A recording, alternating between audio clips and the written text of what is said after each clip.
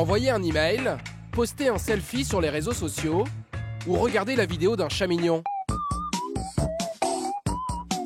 C'est notre quotidien 2.0. Mais toutes ces données ne partent pas dans les nuages. Elles sont stockées dans un data center. Il y en a près de 150 en France. L'un des plus grands, c'est celui-ci à Pantin, en Seine-Saint-Denis. Plus de 16 000 mètres carrés de surface ultra sécurisée. C'est le Fort Knox du numérique. Parmi les clients de ce data center, les géants du web.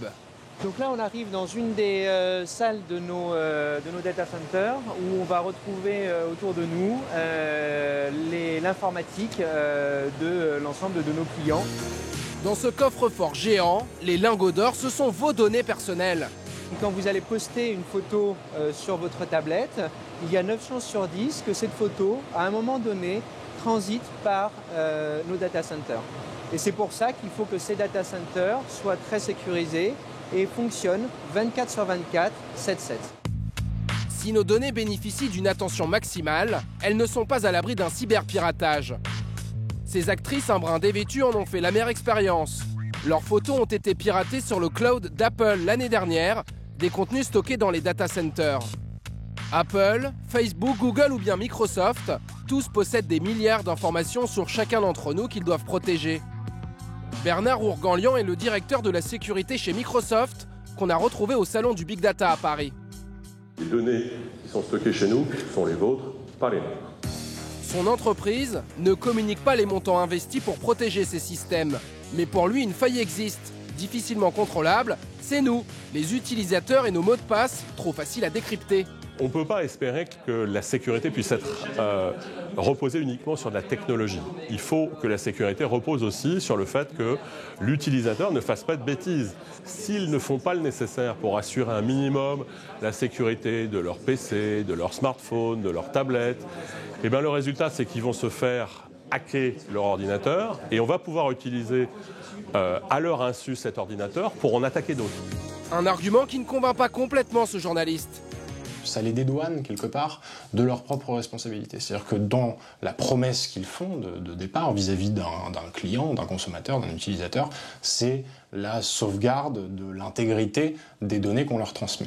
Donc quand effectivement on se rend compte que tel cloud a telle faille et que c'est assez répandu, c'est un peu problématique. Pour fonctionner en permanence, un data center a besoin d'une température ambiante de 22 degrés. Et pour ça, il faut de l'énergie, beaucoup d'énergie.